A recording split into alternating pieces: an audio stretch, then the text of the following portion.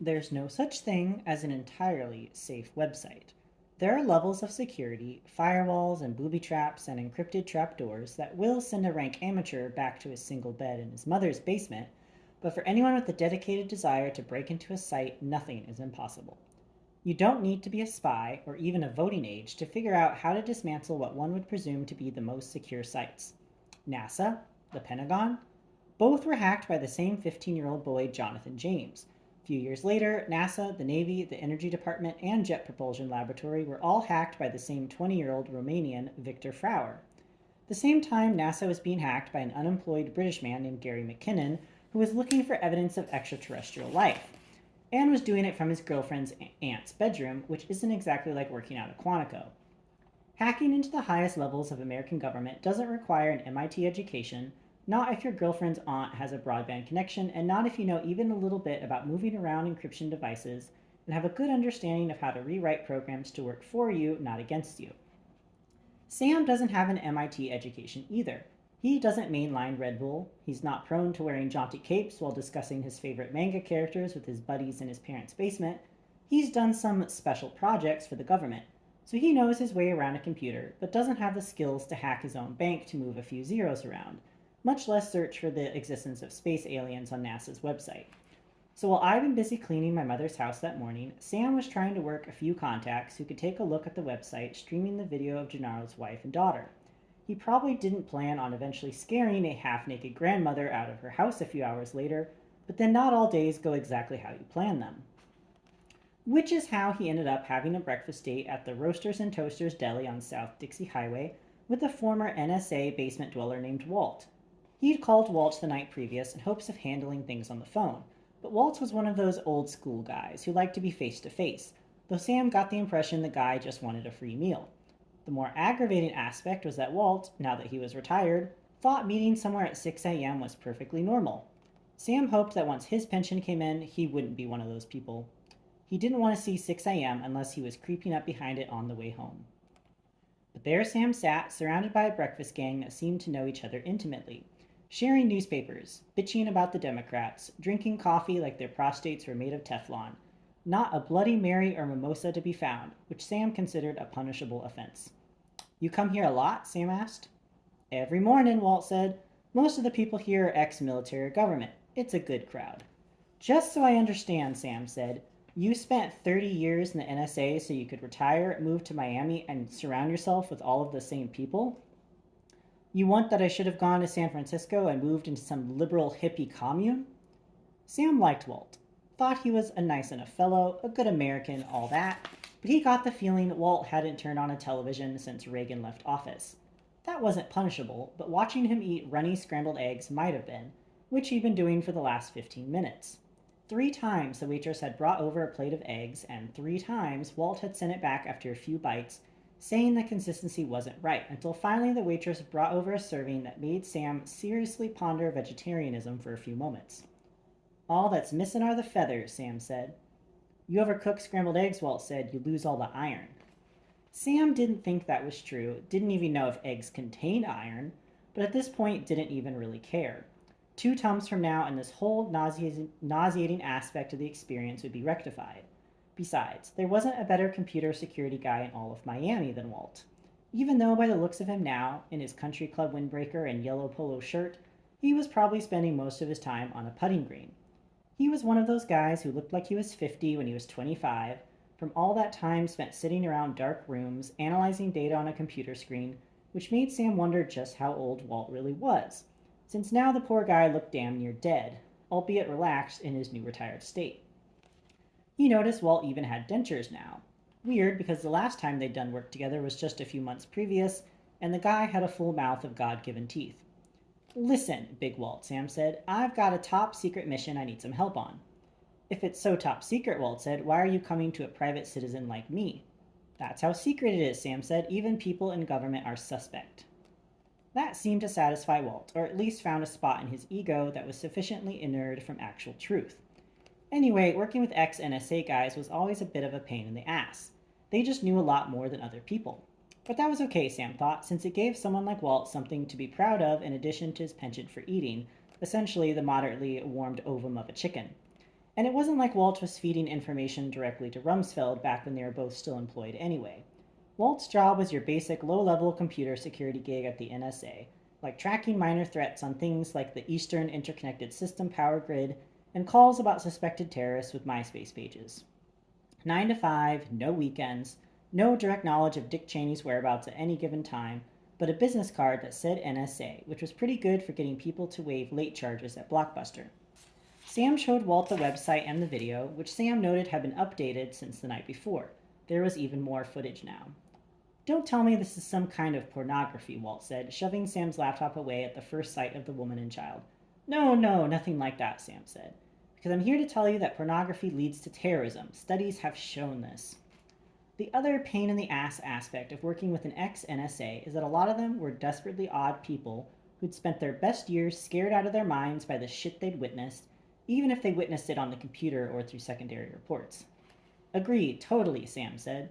Sometimes it's just better to not argue over the peccadillos of the retired. Sam explained to Walt the bare bones of the issues, which is to say, he decided to just make everything up. The woman in this video is the Princess of Moldavia, as you know, he said, and we have reason to believe that she's being tracked by Carpathians intent on harming her and her crown, but it's not entirely certain where these evildoers are currently operating out of. Walt nodded and took another mouthful of egg and then broke off a piece of toast and dunked it into the liquid. Interesting, he said. Haven't seen anything on the news about this. Very hush hush, Sam said. When he'd done some work with Walt in the past, he was upset to learn that Walt was one of those people who liked to lecture others about alcohol consumption before certain hours, which was too bad since Sam now couldn't get it out of his mind what an injustice it was that he was up this early and couldn't reasonably order a Bloody Mary without drawing undue attention. Sam thought it would make this meeting a lot less mentally taxing, never mind dulling the sounds of Walt's chewing, which included a troubling amount of whistling. I need to get some tracking on this site, get an idea of who is viewing it, who is uploading it, access points, whatever you can find out. The safety of Moldavia depends on it. Sam couldn't remember if Moldavia was a real country or if it had something to do with the ice princess from General Hospital back in the day, a brief addiction he'd unabashedly had while recovering from a bullet wound. Anyway, it didn't seem like Walt knew either, since he took Sam's laptop and started typing absently on the keyboard with one hand, the other still busy with breakfast. After about 10 minutes of this one-handed show, which also involved Walt making a weird clicking noise with his tongue against the roof of his dentures, he set the laptop aside. A decent IT guy will see someone breaking into the site in 15 seconds. Sam was afraid of that. Technology has a way of passing you by if you're busy getting dentures and playing golf. He really had to ask him about the denture thing. It was quite curious since the NSA had a hell of a health plan. I understand, Sam said. You know someone else I could talk to? No need, Walt said. He pushed the laptop across the table. I already got you the information. Cagey bastard. Sam clicked through the files. It was a pretty extensive array, considering Walt managed to literally get it all with one hand. Impressive, Sam said. There were almost 15 pages of information stored now, but Sam couldn't figure out what he was looking at, as most of it consisted of lines of letters and numbers that reminded him of launch codes. You don't just lose it, Walt said. What do we have here? Everything. Lots of stuff for you to chew on. Sam considered that for a moment in light of all the information he gleaned just by looking at Walt. What happened with your teeth? Got tired of them, he said. One less thing to worry about. That's the great thing about being retired. You get to make your own decisions about what you want to spend your time obsessing about. Mark my words. Day you retire, you'll start thinking about getting rid of your chompers too. Sam found that hard to believe. If he was going to get some kind of body modification, he might go for a robotic arm that fired missiles, or see about what a hollow leg would actually cost, or just go straight toward the Superman route and get x-ray vision, which would be pretty useful living in Miami. But his teeth were staying put. In the spirit of being fraternal, however, Sam thought he'd ask Walt for the name of his dentist at some point so Walt wouldn't feel like Sam was just using him for his technological expertise. Tell me something, Walt, Sam said. This system you just cracked, how much would someone spend to set something like this up? Walt ran his tongue over the front of his teeth and thought about it for a moment. Whoever did the work on this was pretty sharp, he said, and getting through the Italian was a challenge. Don't Moldavians speak Maltese? Usually. Sam was beginning to sense that Walt was slightly more versed in world history than previously assumed. But they are crafty people, heavy on the linguistics. Whoever set this up had decent training, Walt said, even had a good idea of how an attack might come. Very interesting in terms of the flanking they did, but it's about 6 months out of date. Lots of holes if you know what to look for. But then I'm former NSA. Walt's voice rose when he said former NSA, which Sam thought was probably a good way to get comped desserts and such. He made a mental note to play up his SEAL experiences next time he was a little short on cash at a restaurant. See if he couldn't get some sugar for his troubles. My guess, Walt continued, whoever did this had some serious coin behind them. I cross-site scripted the mother without much problem, but I've got full faith and credit behind me. If you're not interested in a long-term campaign of techno-terrorism, or aren't interested in finally learning if the truth is out there concerning the aliens, JFK, and the existence of Bigfoot, and merely want to track the movements of those behind the screen and anyone who might be visiting the website you've staked out, the best way is via cross-site scripting. If you're trying to break into the CIA, it's unlikely cross-site scripting will help you, because they already have it on their site to track you. But if you're attempting to sneak inside open source platforms like blogging shells or social networking sites, or a website set up by kidnappers to show a single video, you have a better chance of getting in and out without detection at least once. All you have to do is inject a line of malicious code into a part of the website that you know is being viewed. Once the object is viewed, in this case the video, the code leaches information from the viewer. A porn site might just want to know your email address so it can bombard you with messages for penis enlargement surgery, but a gambling site might start rooting through your computer for banking information. An identity thief might want to inhabit your life entirely. Since the website with the video was a closed circle, it was easy for Walt to put the code inside the video player once he was able to slide past the security checkpoints, which Sam figured he did about midway through a mouthful of hash browns, and find out who else was viewing the site apart from Gennaro, or at least where they were viewing it from. Can you give me an idea what I'm looking at here? Sam asked. Walt exhaled hard through his mouth, which sounded like the opening strains of Yankee Doodle Dandy as it whistled through his gum line. You've got 3 users on this website, he said, 4 counting us. He sounded frustrated, like Sam should have been able to figure that out on his own, which maybe he could have if he'd not bothered to have a life all these years. That was one other thing about working with these ex-NSA computer guys, Sam realized. They use their geek factor against you. 2 of them are in Miami using the same wireless IP. One of them, the person actually maintaining the site, is smart enough to use a proxy server, but not smart enough to use a good proxy server. He typed a few things into the laptop again and then smiled. Corsica. The other person is in Corsica. Mounting an armored assault on the island of Corsica didn't seem like a real possibility, so Sam chose to focus on the 2 people in Miami. Can you pinpoint where exactly the people in Miami are? Walt sighed like he couldn't believe Sam would ask him such a stupid question. He had a lot of ego for a guy with no teeth, but a few seconds of clicking delivered Sam the answer he was afraid of. This is the IP for the Setai Hotel. A part of Sam sort of wished it was Madonna who was putting the screws to Gennaro, but he had a pretty good idea that the material girl wasn't in the kidnapping business. But then he couldn't imagine anyone else with the cash to stay at that hotel who would be either. One other thing, Sam said, in light of the recent information here, and as it relates to the safety of Moldavia, could you sweep into the Setai's reservation system and get me a list of names of the people staying there? That's illegal, Walt said. No, no, Sam said. This has all been cleared by the top levels of Her Majesty's Royal Guard. We have nothing to worry about, so quick like a bunny before the princess dies, get me that list, will ya? A few seconds later, and after much heavy breathing from Walt, as if he really were exerting himself and not just typing, Sam had a list of more than 100 names open on his computer, along with all of their salient information. He recognized a few names. Madonna was staying on the 11th floor and had ordered a lovely lobster ravioli for lunch.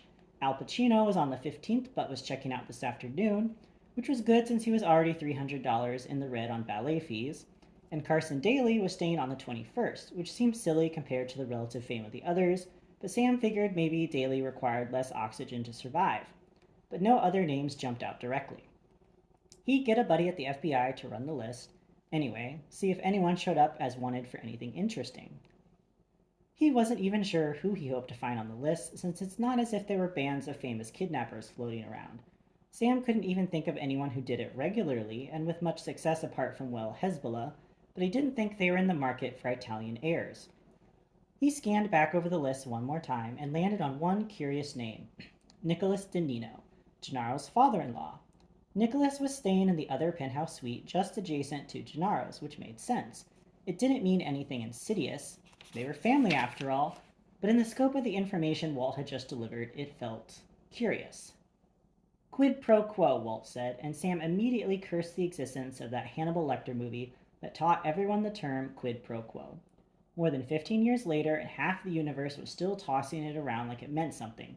Combine that with man up and what's up and you go girl, and Sam was pretty sure that most of the people he came into contact with only said things parroted from morons and beer commercials.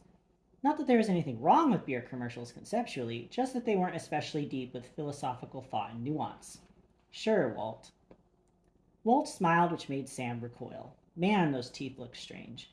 They were just too white, and his gums were too pink, and his tongue, well, his tongue was too gray. Sam made a mental note that when he retired, he was going to brush his teeth 3 times a day, just to make up for whatever karmic tarnishing was going on this day. You think you could take out my neighbor's parakeet? It chirps all night long and keeps me up like you wouldn't believe. I'm not in the assassination business, Sam said, and Walt seemed disappointed. Well, next time, he said. Next time, Sam thought, he'd ring up a different buddy. Sam's original plan was to make some phone calls about the list of names, but it was too damn early. It wasn't even 7:30 a.m. by the time he got out of Roasters and Toasters, which just wasn't right. Who retires so they can wake up at the ass crack of dawn? He'd go to the Carlito, but he still had another 3.5 hours before the doors opened and the scenery picked up. Besides, he had a niggling sense that something just wasn't adding up about the names on the list even before calling on them. If Christopher Bonaventura were in town, wouldn't he be staying at a place like the Satai? Sam didn't think a guy like Bonaventura would have the moxie to set up a website as first rate as the one he just viewed, nor did he really think Bonaventura was behind the kidnapping in the first place. But he figured that getting a jump on the other side of the problem with Gennaro would solve some issues later on, so he called the one buddy he knew who might be up at this early hour and who might know where to find visiting mafia dignitaries.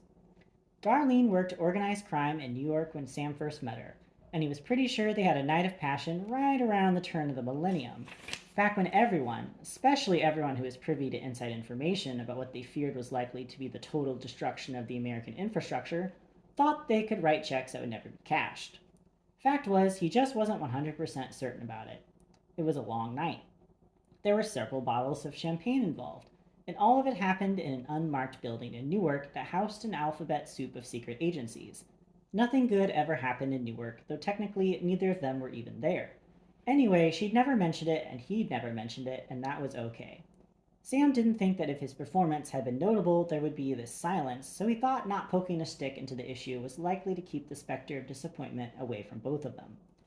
At any rate, Darling was now working in Miami, proctoring the old school 5 families, the new school, Russians and Cubans, the executive branches of the Bloods, Crips, and Mexican Mafia, and whoever else came along through the port of Miami wanting to organize and do crime. It meant she had a lot of late nights that looked like early mornings, so he wasn't too worried about calling her before 8. Though as he dialed her number, he tried to figure out what she looked like at 8 a.m. from his previous recollection, but just kept coming up with a sensation of pain in the back of his skull, which was likely a champagne hangover flashback and not anything exciting or acrobatic being conjured.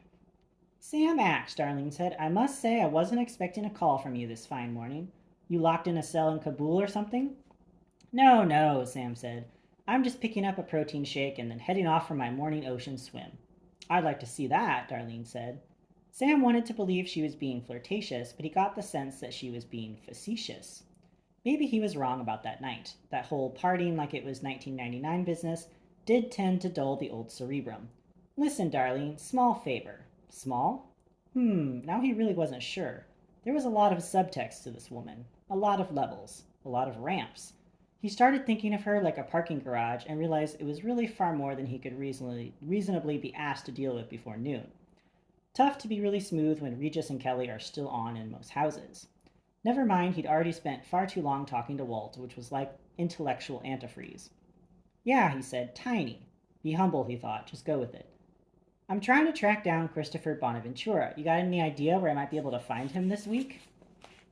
There was a pause on the other end of the line, a change in the energy of the phone call, and Sam recognized that dropping Bonaventura's name into the middle of a nice chat that may or may not have been reflective of a brief sexual liaison about a decade ago might have been a surprise.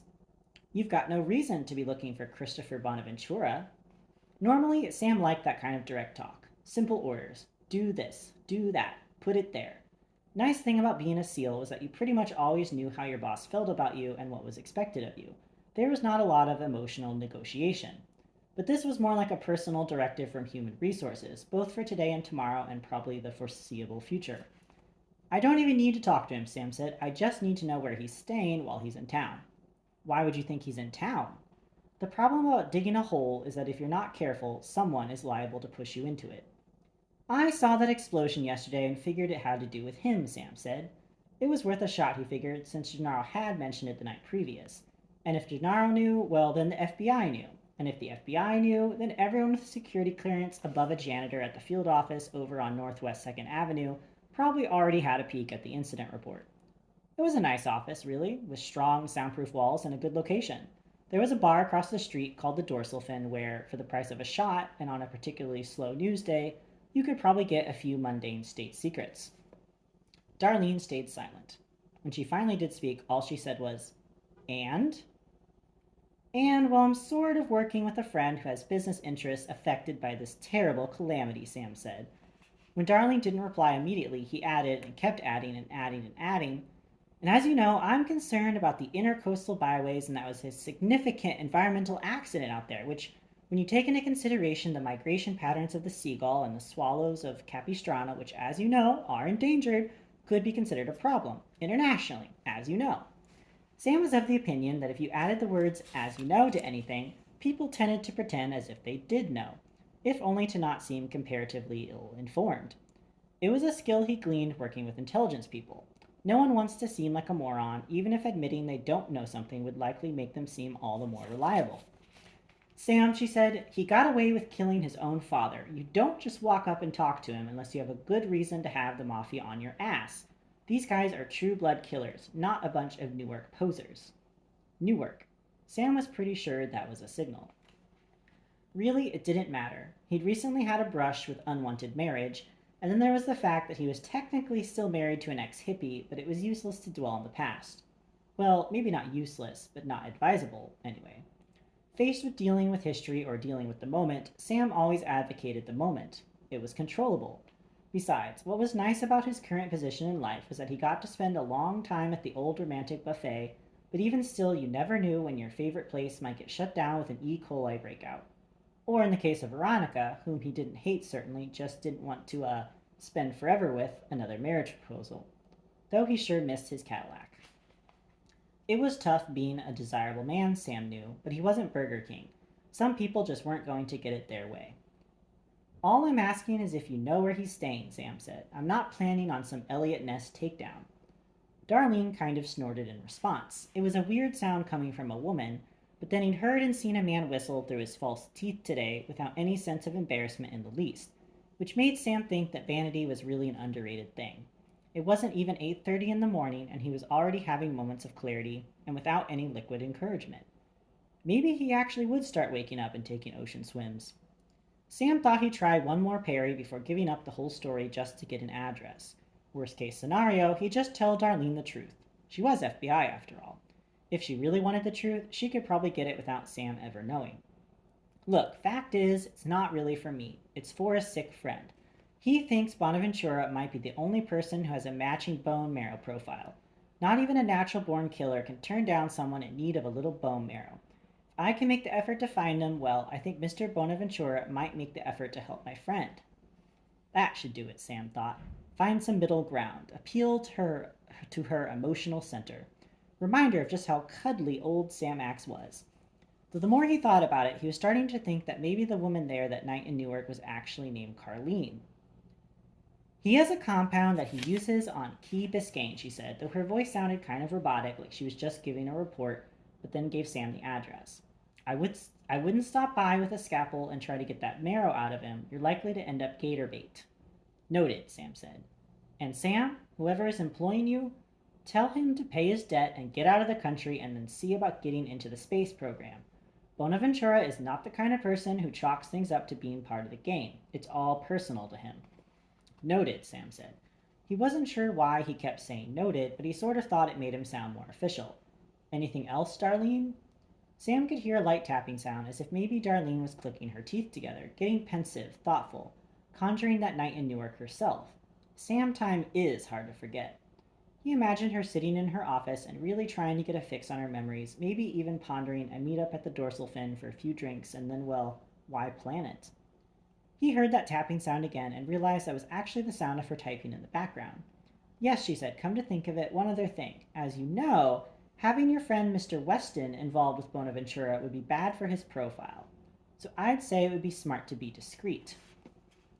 Sam was always surprised by how much other people knew about his business. Discreet it is, he said, and then made a mental note not to let Fiona set fire to anything valuable. Most criminals like to keep a low profile. If you're a bank robber, the odds are you don't carry around a card that says banks knocked over 24/7. If you're a serial killer, you probably don't run an ad on the back page of the Miami New Times offering severed heads for sale. Even if you're a hitman, a job predicated on people knowing about your services, it's fair to assume you're not standing on A1A with a sandwich board offering your wares. All of which made the house Christopher Bonaventura was staying in that much more suspect.